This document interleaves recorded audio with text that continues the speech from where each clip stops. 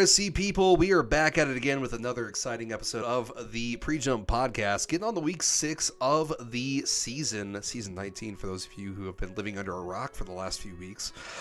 We've got some new things we want to talk about this week, but joining me on the desk, my name has always been Boss Rodella. We've got Mr. Thog making the return lap, and Mr. Hudex, as always, a mainstay as we've been having. Fellas, how are you doing tonight?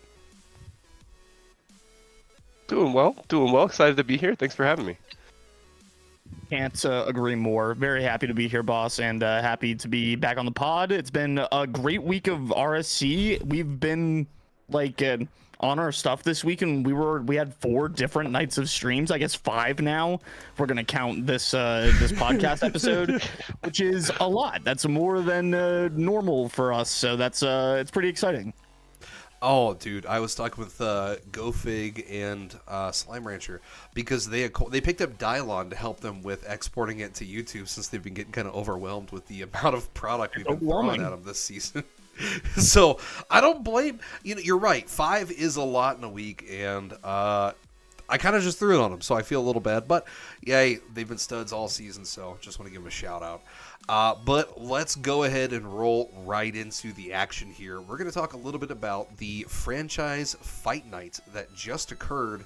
For those of you who weren't familiar, that was a veteran and a prospect matchup between the Cheese Guild and the Shadows. The veteran matchup moved their matches from Monday, or tomorrow, up to Friday. So those are actually official RSC matches. They count for stats. They count for all the tracking that we need.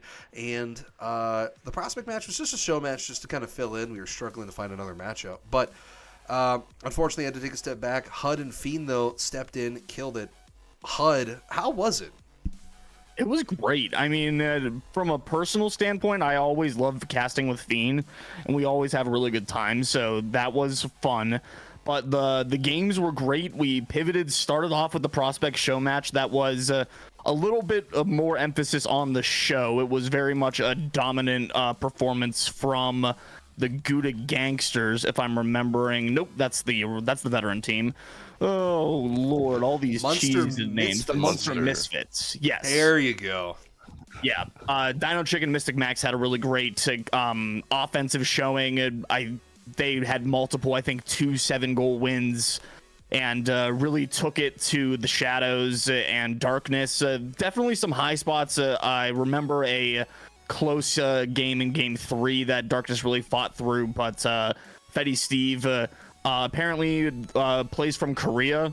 So shout outs Fetty Steve for playing on NA servers. Yeah, no, learned that over the course of the match. Just to clarify, so he had like 100, 120, right? 200 ping.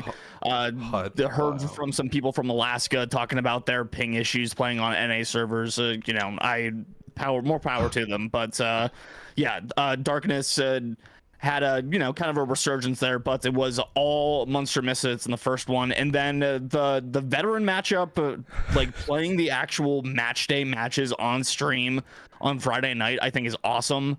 It was really cool to get to the a little bit more intensity for the second game, and they showed up, and even though the Shadows team Nightmare was missing their captain and their GM Tor, who was out not feeling well kind of right before the matches started. They showed a pretty good fight on stream, and I think that one ended 3-1. Oh, actually, no, that was the 4-0 sweep. It was 3-1 the other way, because it was 7-0 or 7-1 total over the 8 games that were played in favor of Cheese Guild. Sorry for getting the 2 mixed up, but it was a pretty dominant night. Games were close, very exciting. Getting to hang out with Fiend. Spaceman slid in the chat for a little bit. Always nice to see him pop up, and somebody donated like 2,200 bits. That's the highlights. I just want to point out, I had the dumbest thought process when you're like, oh, he's playing from Korea, and I'm like, oh yeah, I either have to accept that he's playing from South Korea, or there's the extremely small off chance that he's playing from North Korea. And I'm just like, HUD's gotta mean South, right? He had please. Yeah. I Okay. don't necessarily feel like it was something that needed clarified, but yeah, from South Korea. I don't know why. I don't know if he's in the military, if he lives over there, whatever his situation is. But yeah, he had very high ping for like consistent high ping. It was not connection issues; it was distance. So something that it seems like he played I think 2 of the 4 games, and it's at that point it's just something you're used to. And I was like, no, he's so used to playing this at 200 ping that he's 3 steps ahead of everybody else. Like just a little bit on top of it because he's got to anticipate a little bit more. Wow, that's crazy. Yeah, I play on sometimes on Tuesdays. I'll play on like Brazilian servers with one of my buddies, and I get a little like 150 to 200 ping, and he's a diamond 3, and it's like crazy. Like you have to just like be thinking like constantly 3 steps ahead, and it's kind of crazy too. I like to compare it to like back when I played baseball, and they made you throw that like heavy weighted baseball, and then you would go and throw the lightweight, like the regular weighted baseball, right? And it feels super light. It's like that when you jump into a match with normal ping, it feels crazy. So it kind of helped me understand like what those guys in MENA go through, and like it's definitely an insane ability to have, and it's not something you get. Like you have to play on it like constantly to understand that. For sure. And I do want, before we kind of get too off topic, I do want to throw it out there. I was really excited that this was kind of like a good segue franchise fight night, because the first one we did was entirely show matches, right? Like they didn't matter, the stats weren't there. Like you're playing for pride, and the guys were just there to have a good time. But like the fact that we were able to move up the veteran matches, so they actually counted, is really what we're going for. And at some point, I would like to be able to get both or even 3 tiers to move up to that Monday. It'll be difficult. We've got one more show match, I believe, for the 22nd of March. So there is another opportunity this season to maybe make that entire shift. But my man, it definitely added more pressure, at least for me as a viewer watching, because it was something that kind of nice to watch and relax to, but it was kind of nice to be like, oh my god, these actually, like, this is a normal RSC stream. This is like, hey, these guys are playing for the dubs, they're playing for the season, it matters. Prime time. Yeah. Prime time, Friday night. If the analogy can be true for any other sport, why can't it be true for this one? Like, we'll, put the lights on full blast and see if you can hold up. And teams that do have good shots at postseason runs, and teams that don't maybe need to find a way to replicate that pressure that you can really only get on stream more before a potential playoff run, because if your goal is to win the championship, you're gonna have to play on stream. It's just gonna happen. It's like that's the end goal, is on you finish off on stream. So if you're not ready for it, you get there and the lights are too bright, it's tough to be able to bounce back. And some teams have got it and some teams don't. I've never been on a team that has had it, so what do I really know? But I've never made it that far, so I don't know. I've passed a few grand finals, but I've never played in one. So it's definitely a little bit of a different vibe. But if you can find those opportunities throughout the season, if you're a team that wants to be successful, why wouldn't you? So the more that they can find those, and if we've got 2 teams that want to play on a Friday night, we'll put casters towards it. The problem in the past has always been like, it's some interest has been expressed in, can we move entire days around? Can we add another day to the schedule? And I know that's always kind of been met with resistance, but the ability of having the interest of the players coming to us and being like, hey, we've already got all this figured out, all we need is for you to provide the casters, that is a huge difference maker for us and makes it so much easier for us to be able to put on these things for them. Well, and I'll give my final thoughts, and then I'll throw it to Thog for his final thoughts here before I kind of show a couple graphics here. But, look, I wanted to pull, Vigil had originally made the idea in 2s. I wanted to pull it and put it in 3s because it gave us an option on Fridays to start a lot earlier. I know during the season, especially on like Wednesdays, we've been struggling to find an 11:30 slot. It's super late. A lot of players just don't want to play it, and quite frankly, even for casters, man, like I don't want to be. Sometimes I don't want to cast that 11:30 slot. It's late. I don't want to be up till like 12:15 in the morning. No, I've got to be at work in the morning. Oh, so like doing it on Fridays and the fact that we have the eligibility to start as early as 8 o'clock EST is so nice because then we can get the games out of the way, we can rock it out, and it's totally free. Like, you don't have to play at that time. Mr. Thog, any final thoughts you want to throw onto the franchise fight night before we kind of start showing some graphics here? Yeah, I personally I love the idea of the Friday night show matches. I really think it's an interesting aspect to RSC and something that I personally think we've needed for a long time, because more consistent posts will also get more awareness brought to the league. And I think that also it will allow more players to actually get on stream, because I know that's something that a lot of players really want, and that's something that they strive for.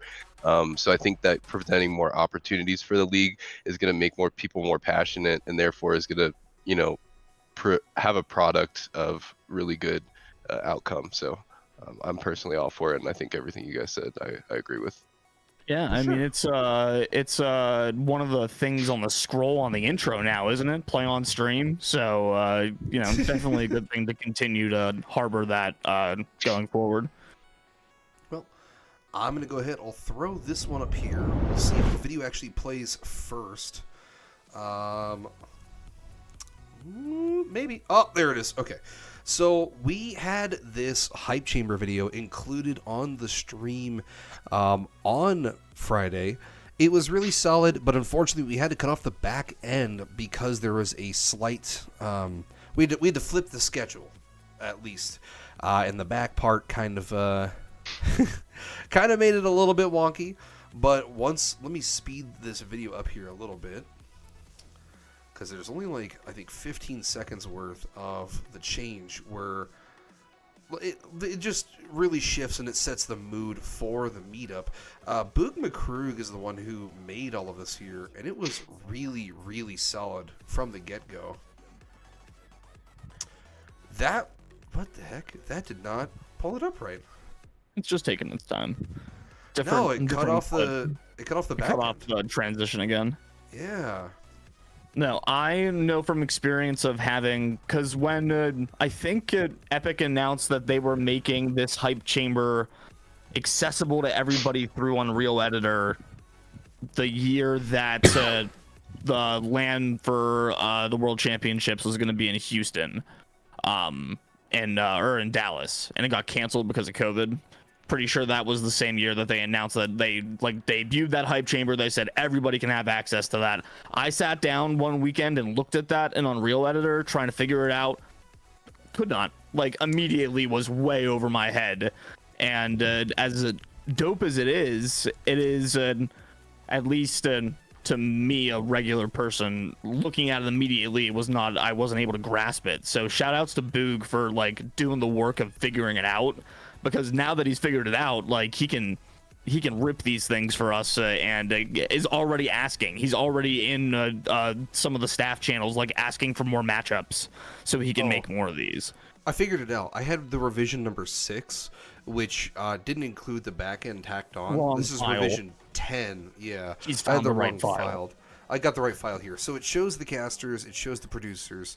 Pretty snazzy box, easy to read, works with, but then with the last 15 seconds, it transitions to a more, because this is just a generic, right? This is just this is for casters to talk over. Right, there it is.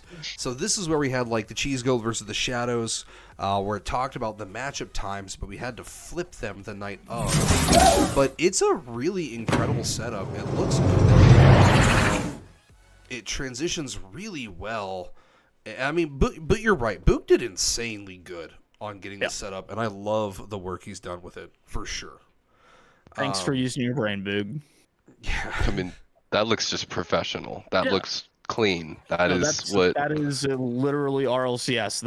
That's the same. It's the same graphic they use. So yeah, we just needed somebody with the brain power to figure it out. It's just awesome. Well, and with hopefully the soon-to-be consistent additions of the hype chamber, because now we have Zach the Bull and Boog McCrug both working on it. With having the hype chamber unplugged, with having the new intro, with hopefully next season with working with Arch, getting everything updated overlay-wise to look like RSC EU, we'll have a very solid production look that's very modern, very sleek, and hopefully we can transition really nicely in the off-season. we'll see how it goes. It's been kind of touch and go. Archer's been super busy, so I'm not really trying to like, hey man, make this for free for us, please. I'm kind of just trying to let it fester. Archer's been too busy planning an RCEU LAN because they all live so close to each other that they can have a LAN. Must be nice. Those damn Europeans. But I think if you guys are ready, we'll roll into the. We'll talk about a little bit about the 33 Win Club. And for a lot of people who are watching, you probably heard 33 Win Club and you went, "What is that?" Like that has no meaning to me whatsoever. It's kind of a title we are giving to the teams that are already at 33 wins through match day 10. Prem moved up one of their matchups, so they're technically through match day 11 at 34 wins. But there are 4 teams in the league right now that are at 33 wins, and realistically speaking, in RSC, if you can get to at least 33 wins in a full-size tier, you have a really good shot of making the playoffs. So the fact that a lot of these teams, there's one in AMI, one in Prem that are already there. They're completely locked in for the playoffs. There's an Elite and a Chally team that are already there. There's a really good shot that all 4 of these teams are at least guaranteed a playoff spot, if not probably going to be our number 1 seed for each of the tiers. And I kind of want to talk a little bit about these teams. Let me get the first one pulled up here since I am super slacking and I'm not already ready. I've already got it up, so you want to talk about Premier first, and we'll work our way down. Tarbage Grux with a massive asterisk next to them because they are not quite at 33 wins through 10 match days. They're at 34 wins through 11 match days because they rescheduled their match day 12 matchup and have already played it, so they sit at 34 and 10. Their magic number on the playoff hunt sheet is a 0. They're locked into the playoffs. The first Premier team to be locked in to that top, the final push towards that championship. And I can toot their horn for a moment because I'm also a member of Waste Management, the rather unfortunately renamed Waste Management. But Tarbage Rux have been knocking it out of the park. Boss has got the quote from Bex here that literally spun us around so hard we thought that the stats were broken. Dude. Because Cart has not played very much this season. He's not played at all, actually. He's their glue guy. He's on their bench. And we didn't quite decipher the Bexism until right before the stream started. So for those of you who can't read, Bex went ahead and sent me. I just went ahead and copy pasted it in here. They've been grinding. Monster and Kylo are boys, and Mario slots in super well, but they wouldn't be where they are now without the GOAT Cart. He's been hard carrying them, to be honest. And I legitimately was looking for Cart in the stat sheet for like a solid 30 minutes. Like, he's their GOAT. What's going on? And then HUD was like, is Bex just trolling you? And I'm like, well, let me check. Oh yeah, the other 3 players have played 40 matches. So yeah, no, once I had started to look through things and it was consistently like Cart's not here, and I asked you if you had opened a stats ticket and you said no, I haven't done that. I was this close to opening a mod mail and being like, I need to talk to stats. And then I was like, wait a second. What did Bex say? Like, what? No, he's got boss all twisted up here. Yeah, he had me. I was so focused on like, oh, I just got to get this going. I never even thought twice that, hey, maybe this is a joke. So I just want to go ahead and throw out there as I look through the other RPVs from the different tiers, this is actually the lowest average RPV team of the 33 win teams. Even though they're 34 and 10, they're killing it. Their highest RPV player is going to be Monster. He's actually sitting at what I believe to be, he's sitting in 9th actually overall for Prem at 70.3. Kylao is sitting at 68, and then Mr. Mario is sitting at 51.8. So like when you look at their RPVs as a team, you wouldn't think that they're killing it because like Hawk Attack has 3 players that average significantly higher. Fairies has the number 1 and number 3 team, but Tarbage Grux just rolled on the Fairies. They 4-0'd. Like, 4-0, what the heck? 4-0 on the rescheduled match day 12 match. So, right. No, it's actually no. Thog, you go ahead. You say what you want because I'm still looking for something. I've got another thought. You're good. Yeah, and I'm speaking of Hawk Attack. I'm really interested to see them potentially going head to head with them in the playoffs here against the Tarbridge Crooks, because the goal differential and the amount of saves for Tarbridge Crooks, considering that the goal differential for Hawk Attack is 40, and then for Tarbridge is 29, and then 174 saves, 165 for Hawk. But then 112 versus 101 goals in favor of Hawk Attack. Like, it's a very offensive versus defensive team. They're very close, I feel like. It's just that there's a few less wins on the side of Hawk Attack. But I would be really excited to see kind of do two sides of a coin here against that matchup. Because to me, I'm just like, right now, I might be trying to dig into some sort of psychic mentally. Just kidding, I'm not a psychic. But yeah, I would really like to see that in the playoffs. That would be. Yeah, I mean, Ghosty's already in chat talking about the #1 seed curse for the garbage trucks. So let's, we can definitely find multiple ways to say that we shouldn't get out ahead of our skis. But the like underlying numbers in past schedule, I think, is definitely an interesting thing, especially in a tier where there's no divisions. So you've got one less, delineator between all the records. The Tarbage Rucks in first place so far. Their opponents past opponents win percentage is the lowest, and they have the highest past opponents win percentage. So they theoretically, just by the way all those numbers shake out, have been playing the weaker teams so far and have yet to play the better teams in their tier. So they are 14-2 in their last 5 matches. So maybe the underlying measures really don't matter very much here, but I think they've got to close it out. They've already got the #1 seed locked up, so it's not like they have to worry too much about where their playoff is going to go. But they might still have better teams that they've got to face throughout this tier to then prepare for going into the final push for the championship. If they haven't already played everybody in their tier, it's probably pretty close now, right? It's got to be, because it's only a 13 match day season, right? 13-14, somewhere in that ballpark. Yeah, and there's 12 teams. We just played match day 11 and match day 12, so maybe they have already played everybody, and I'm just talking out of my butt. Harbor's Grux, my lock for Premier Champion Season 19. That's fair. Well, fellas, if you're good with Prem, we'll go ahead and roll into the next 3 tiers. So this next one's going to be your first of the actual week 10 or match day 10 teams. They are going to be starting us off with the Orcas in the elite tier. And Dylon sent me a pretty nifty message that was roughly 3 pages long. And I realistically couldn't fit it. So I just pulled the first paragraph, and I kind of had to chop it down from there a little further. But he went ahead and said, at the end of the day, there's really no way to know for certain how good a team is going to be.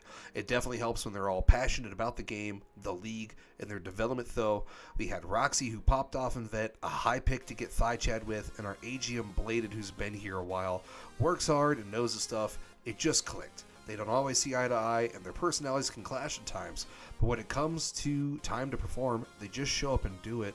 And this is kind of like what you would more so expect from a really high-winning team. When you look at their RPVs, you have a player who's absolutely blowing the league out of the water with Roxy, who's sitting at 104.3. He's got 50 goals, 77 saves, 34 assists. Like, he is lighting the league up with offensive prowess right now. 154 shots. I mean, nuts. Then you've got Thigh Chad, 79.4, and Bladed Raptor being no slouch, sitting at a 49.2. So, like, this is kind of like what I would predict a really top-heavy team would look like, and how a successful top-heavy team would be built. Yeah, I mean, definitely looking at the stats for the overall teams for this season, a lot more teams to go against in the elite tier compared to Premier, but they're still above everybody else by 10% at least, with Summon coming in second with that 72.5 win percent rating, and honestly, I mean, the amount of goals they're putting down, shots, saves, they're just looking dominant in this league, honestly, and it's no surprise to me that they're number one looking at their stats right now. Yeah, they're not quite all the way to the finish line yet in terms of their push for playoffs, just because of the nature of a longer schedule and elite, but they're like 7 games ahead of the next team behind them, so they've got a pretty good cushion. Just a bit. Just a bit. Can't imagine that they intend to let off the gas. It very much feels like once the baseball season gets like winding down and you're looking at these teams that are 33 games out of the playoffs or something like that. Like these numbers get pretty large because we play 64 games in a season for the full 32 tier team or team tiers. So they still have to continue to pull through, because you don't want to end up like the Azathoth right now, who are sliding. Am I throwing strays at the Azathoth and I've misread the graphic? I don't think so. Maybe. I think you're allowed to throw strays at a team that just won 3 straight chips in Elite. I think you're allowed. I think also 11-1. They're also 11-1 in their division this season. So it's just a little good. They've just done a pretty good job. True. But yeah, Orcas are just gonna have to make sure that they fend, keep everything nip and tuck throughout the rest of it, and protect themselves going into the playoffs. But yeah, you guys broke it down. They've got all the tools that they need to do it. Well, anybody want to throw anything else on Elite before we roll into Chally? Fair enough. We're gonna roll into Challenger here then. That'll be headed up by the Breadsticks from 50/50 Pizzeria. Array went ahead and fired over a little bit to read here. With the Breadsticks, their smile factor just clicked pre-draft. When we would change lineups during tryouts, it always felt best when at least 2 people from the current roster were playing together. In preseason, they really just meshed well, and whenever I had a chance to pop in a VC with them, their laughs are infectious. As far as skill, they really have shined this season together, and I still feel like they have so much more potential to continue to grow, especially with all of them having the same mindset about improving individually and as a team. And I'm not going to lie to you, that's something you want to hear from your GM. You want to hear your GM being like, hey, they may be good on the field, but they're greater as a group. They're just, the chem's there, they're fantastic, and you love to be around them. And we've seen it before. We're great teams. You have players that pair together. We had season 16, actually, the 2 highest SPV players in AMI were actually partnered together going into the playoffs. And unfortunately, no chem emerged from that trade, and they fell. They literally had the 2 highest SPV players get first rounded going into the AMI playoffs. They got blown out of the water in a sweep. So it definitely matters when you are building a team. Who's getting paired with who? Are they the vibes guy? Do they fit together? And I think it really matters. It's a really great thing to hear from your GM. It's a great vote of confidence. Yeah, and 100%. I just wanted to add, because I am in this Challenger tier, while Breadsticks are doing really, really good this season, I am also really interested to see how they'll pair up against Shock here, because they're very close in stats and very close to the 33 win rate as well, going 32-8 currently with the 40 games played. And honestly, I've heard, from what I've heard, I haven't played them yet, but they're a very demo-heavy team, very physical. And I would be really interested to see how those playstyles mesh against the Breadsticks, who I know, they have a very different playstyle than that. I'll just say that. Yeah. Yeah, and I think the other thing that kind of separates this matchup from the other ones is that it's only a 3-game gap, like you said, between the Breadsticks and the Shock, as opposed to the 7-game gap we were looking at in Elite and the already locked in the playoffs gap that we saw in Premier. So, there's a little bit more to play for here. I think the motivation and the fire is there a little bit more prevalently for a team that already sounds like they don't need a whole lot of extra motivation. Like, they already are enjoying playing. And I find that generally when you have teams that have fun playing, they are successful. And if you can find that the teams that can build that chem and they play together a bunch in the, outside of their match times, it only makes sense that they're the ones that are, finding their ways to the top of the tables. I wish that I had time to do that like I used to, but I don't. Which is why my teams are struggling in mid, because I'm struggling in mid. But good for these guys for finding the way to really like it, have a best of both worlds and having fun and kicking and ass. Winning. Yeah. Food for thought though for you guys, and this is kind of the last thing I want to throw in there, and then you guys can kind of do with this as you will. Not only are they 35-5, 4 of those losses actually came from in division play. They are 19-1 outside or than the last 5 match days, and out of division they're literally what does that put them at? 27-1. Like, that's nuts to really think about. And when you look at their division, it makes sense, right? Because Lunar Ember in Chally currently all qualify for a playoff spot. Their worst team is 21-19. The next 2 are 30-10. Like, they're only 5 games back, which is wild for any team to be that close in division. Yeah, especially when you look across the aisle at the Solar teams, who at the top of Solar Ember, first place deceased, are 15-25. So, everybody that says Lunar Conference is better, you might be right. Just a bit. Any final words, Thog, before we roll into Ami? No, I'm definitely excited to play against the Breadsticks because I think that matchup is coming up soon. So just want to say good luck to them. I got a quad this morning. Put it on my Instagram.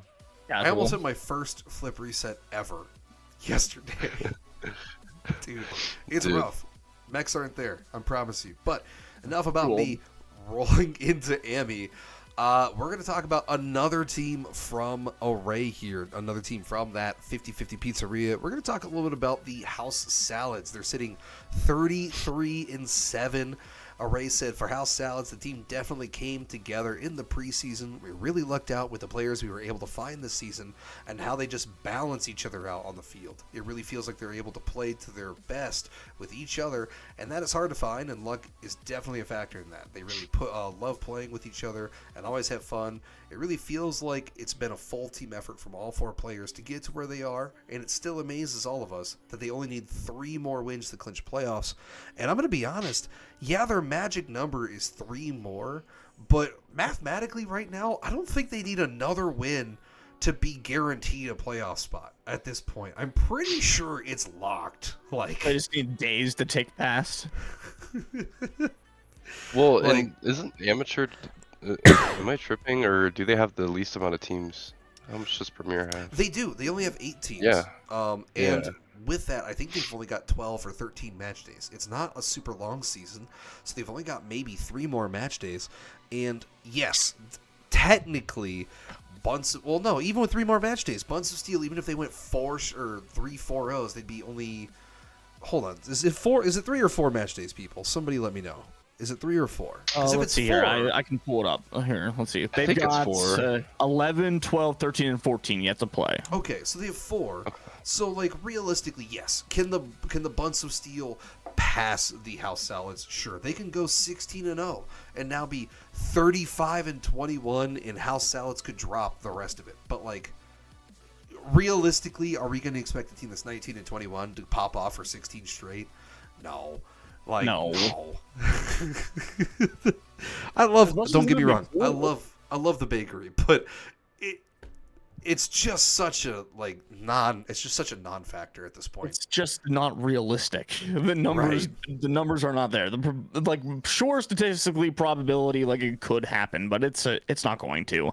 We should all prepare for the eventuality that House Salads will be the first seed. So yeah, barring any kind of catastrophic failure, which nobody likes to see, I think that's what we'll be looking at. And I think Array's kind of maybe not giving themselves enough credit in their messages to you, boss, which sounds like a very GM thing to do. You don't just accidentally have 2 teams winning like team of the week multiple times in multiple tiers over the course of a season.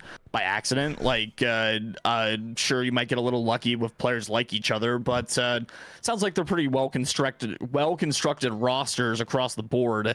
And what was the stat that you said earlier, boss? Something about the bottom 4 tiers for 50/50 Pizzeria.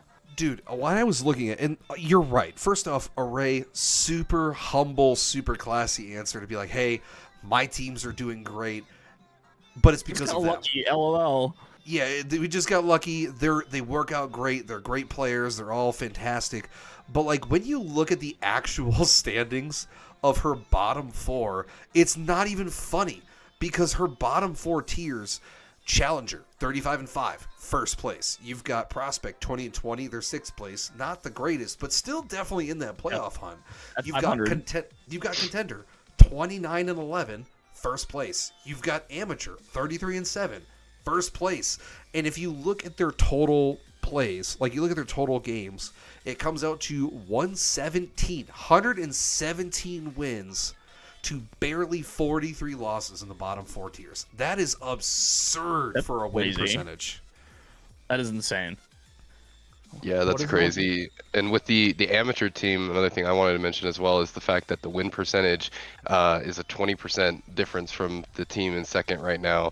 Comparatively, the biggest difference that we saw from the 4 leagues we looked at for the 33 win, I think Premier was the most with like a 12.5% differential. So the fact that it's a 20% difference from House Salads to Sithiela, I mean, I honestly think, I mean, they've got it in the bag. They just got to keep doing what they're doing. And honestly, I wouldn't be surprised if we see them in that grand final. What was that number that you said? 117 and 43? 43. I did the math. It's 71.25% win percentage, which would put her 8% higher than any franchise in the league right now. Like 7 or 8%. It's nuts. Like, yeah, it's pretty good. I don't. That's yeah. That's crazy. By accident. As somebody that has dipped my toe into the proverbial GM pool, it's not easy. It doesn't just happen by miracle and fortune. Like it takes a little bit of at least scouting and planning. And then if you have players that have been with your franchise for a long time and are playing well and improving, then it's about, retaining players and cultivating a reason for them to want to stay and play for you and not go somewhere else in free agency or get traded or whatever. So, it's as much as it might be nice breaks and things going well, it's also like it sounds like a pretty early lock for GM of the season or franchise of the season awards for season 19 if we're forecasting that already. I mean, it's not like she's won a GM of the season and a franchise of the season over the last 2 seasons, trading back and forth with Tech 4. No, it's not already happened. It's not like she's going for a 3-peat on one of the top awards. No. Oh, God. I do want to point out, though, before we roll out of the 33 win club, I don't know if either of you guys checked the RPV stat sheet for these 4 players in AMI. All 4 of them, by the way, all 4 top spots in the AMI RPV spot. You've got Rampage, 94.9. Schmellet sitting at 87.1. Manimal, 78.3. And TTV, 1738 at 78.2. And 1738. I'm sorry. No, I just want to point out, like, that's nuts. Their lowest player is 78.2 right now. 1738 immediately shot me back in time 10 years. Dude, for real. Dude. Just got sent back to high school. Yeah, no, I remember listening to that literally at Beach Week after I graduated in summer of 2015. So yeah, 10 years. Thanks, boss. Hey, I just gotta bring it back, man. Yeah, I appreciate it. Oh God. Well, fellas, anything else you guys want to talk about for the 33 win teams, or are you guys good to roll into kind of our shorter talking points for the night? I can make any of your short talking points long there, bud. Yeah. True. Well, we did promise we were going to talk about a serious suggestion topic, and we're going to talk about kind of a fun one. What's up, Kakashi? We're going to talk about the open ballots after votes. It's a serious suggestion that was proposed by good old-fashioned... Sorry, I got a message from Reverse Fridge asking when the next fight night was, and I got all distracted. I'm a squirrel, dude. I see flashing light, and I go, ooh, message. No, let me pull up the serious suggestion here, because it was posted by Yeet and Skeet. And I'm not going to post the whole thing, or I'm not going to talk about the whole thing, because it's literally a really well thought out, like, full page long piece where he says he was talking about publishing the names of everyone who votes on any ballot for MVP, All-Star, or staff elections. We will help prevent any kind of accidental or nefarious activities, and I believe the voting results of the users should be kept private. However, the list of the names should be posted after the voting is closed, and I'm kind of taking it in a slightly different direction, because in terms of seeing who's voted, admins already have access to that. It's a required point, and if they see fraudulent activity, they're going to go ahead and step in. They're going to remove that vote from the voting pool. They're going to correct the votes, and they're going to move from there. It's a super simple process. I wonder more so for you. Oh, sorry. Go ahead. Go ahead, Boss. No, finish your thought. I was going to say, I wonder what y'all think about, though, publishing how people vote and seeing kind of what their voting decision is and having that posted after a potential vote for either staff or for an admin or something of the sort. Yeah.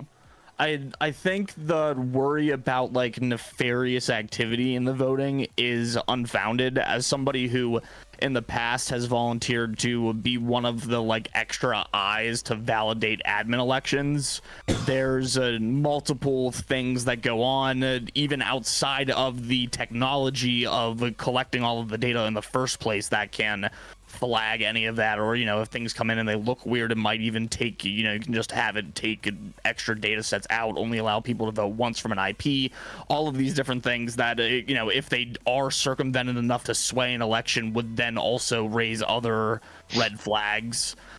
So I think that point is something that doesn't need to be necessarily worried about.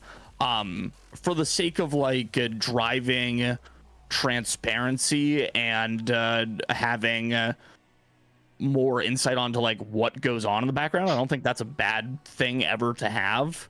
I think for there's two different things, like admin election and all-star voting. I think, or staff election, I guess, to say admin election and then like a player accolade voting.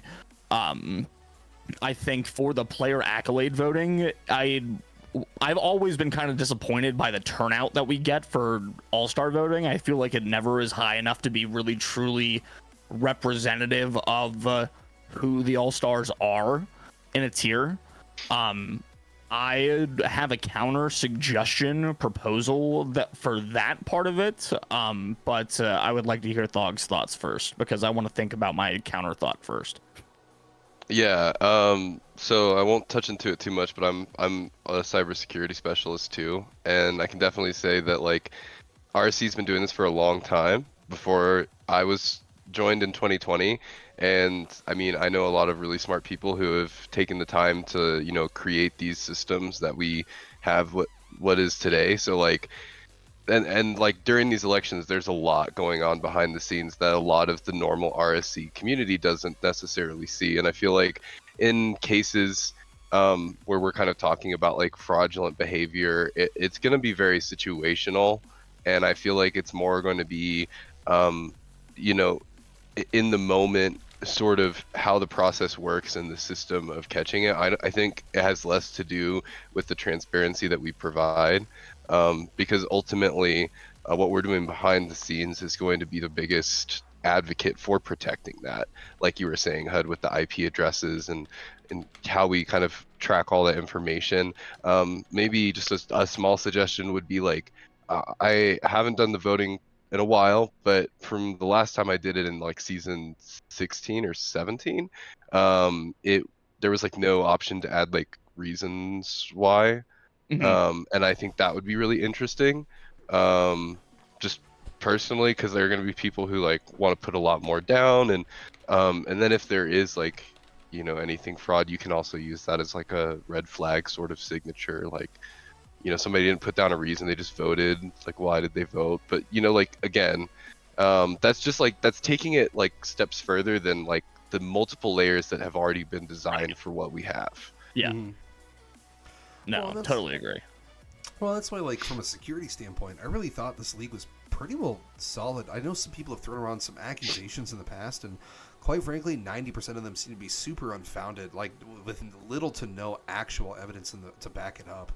But that's why, personally, I think in terms of a good discussion topic, instead of talking about, like, the security side, it's always been, hey, we're going to post the admin election results, but we're also going to post for these 40 or 60 or 80 votes in total. We're going to post who voted for who, just because there should be some transparency. I don't think we've had any malicious instigators voting in like a trolling fashion, but it would help prevent it. Like if you have somebody who's clearly not admin material getting pushed to the forefront because, you know, maybe they're a troll pick, or maybe everybody's voting in a certain way to like push it, like funnel one candidate in. I think they would at least help with transparency purposes.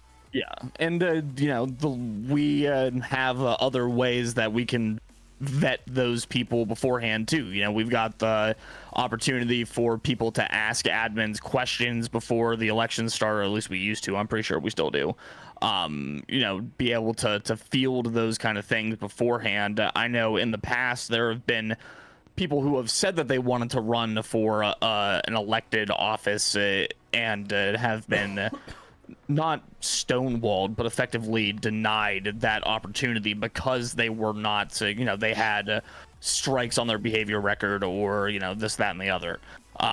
Speaking from personal experience, but I think that keeping things, you know, I think the way that they are right now is pretty good.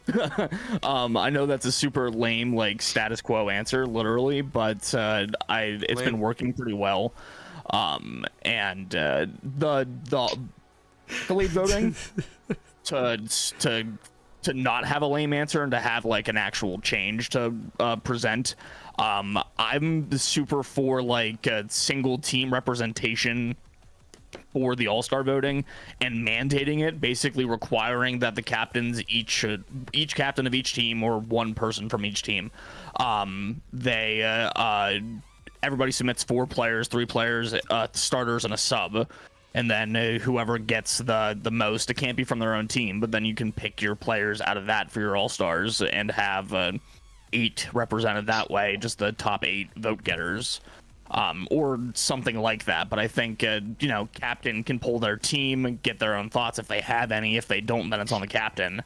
But I feel like if we actually did that, we would get a more representative list of like actual all-stars in a tier, rather than just picking SPVs off, or give the captains a list of the SPVs and have them pick from that if we need to break it down further for them. Buddy, that wasn't hot sauce. That was Dr. Sprecher. What? Hot sauce? Not hot sauce 1v1 tonight. Those are for the weekdays. It's soda. It's. I promise you, it's Dr. Sprecher. It's like a Midwestern soda brand that, during the Prohibition, stopped making beer and started making soda. Dude, did he just take a shot of hot sauce? I was like, what? Oh, God. No, you're good, Fib. You're good. It's just what people see when they think of you now, boss. It's you with a bottle of hot sauce up to your mouth. Oh, Tabasco. man. Oh, my gosh. No. But no, I've at least conveyed my thoughts on it. Do you guys have anything else you'd like to talk about for this issue, or are you good to move on to our final topic of the night? I'm all good. Cool. Good.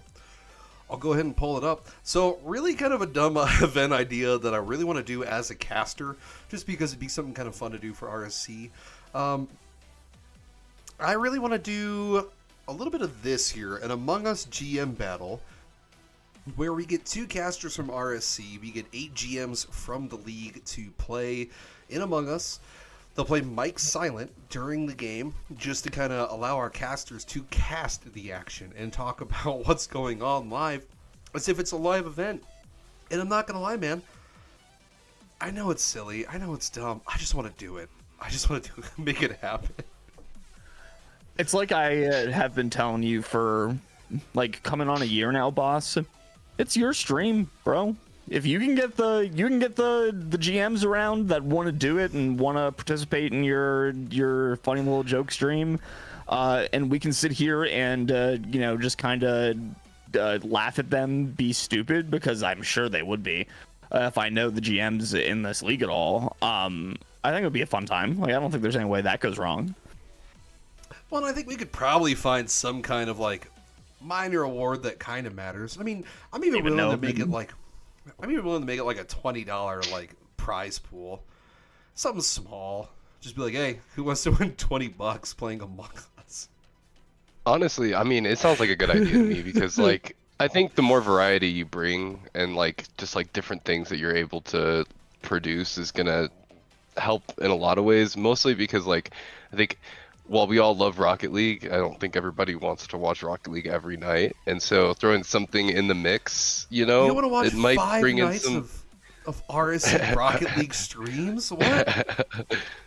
I mean, of course I do. I'm saying, the general audience. All right, chill out. That's fair. I'm an That's fair. Avid viewer. Dude, I just want to be like, Tech 4 pops in the vent. He's lurking. He's waiting. Oh my God! Bex comes around the corner. Tech 4 pops out, ganks him. It's over. There's the first dub. We just need the Teach Boss League of Legends, I think, and you can cast that, because that sounds like what you really want to do, boss. But I think it'll be a fun time. I've started casting Rainbow Six Siege a little bit on the side. It's a lot of fun. It's a lot of fun. I love Rainbow. But my man, that's at least my idea. I'll put it out. I'll see what the GMs want to do. I can't see the GM hub, so I might ask my residential GM hub lurker to maybe do a reach. And we'll I'll throw it through the admins. They can ask. They can find me some GMs, or I could do it in the Fight Night, because the Fight Night server has access to all the GMs. That's a good idea. But that's all I got for that. Anybody else have anything else they would like to say, or? All right. Yeah, I just want to say I appreciate it. It's awesome to come back here and see the podcast doing so well, and I think, boss, you've done an amazing job putting this together. So, yeah, man, I really love what you've done with this cast, and can't wait to see where it goes from here. Thank you. Dude, I'm so glad to have you back. With T-Sant being it, he got a new job, so he can't stream very often. It's been so hard. So like with only myself being from the original, like back when we were Let's Talk RSC, it's dude. Oh God, that was a rough name, but we tried. We interviewed 6 people in the opening week, like 4 at the first time. There's like 7 of us in a chat. Total cluster. Yeah. But no, it was solid. I missed having you, and I'm glad you're back. Yeah, man. No, definitely. Anytime I can come back on, I'd love to be here. For sure. Any week, man. HUD, anything from you before I kind of break it down and get us out of here? No, I don't think so. I had a lot of fun doing the Fight Night on Friday. That was a great time getting to cast with Fiend, and I think there's more good stuff coming. Well, yeah, I mean, we could just put Fiend in we literally do. We have Fiend talk over a spreadsheet, and it's the most watched broadcast that we do every season. So we know that we can just put Fiend in front of a microphone and people will turn up. So it's always a good time getting to be in front of a microphone and just kind of talk about a Rocket League game that's going on for a couple hours, and hopefully have him on more as the season progresses, but life always finds ways to get in the way. But yeah, dude, looking forward to the end of the season. We're almost to playoffs now. It's insane. I love telling other leagues, like when I was talking with the FDL guys, and I'm like, oh yeah, our biggest stream is like 500, and it's a spreadsheet. We don't even touch Rocket League. It's just feed. Reading off names for like 3 hours. It's engaging too. It is. Every season. It's so great.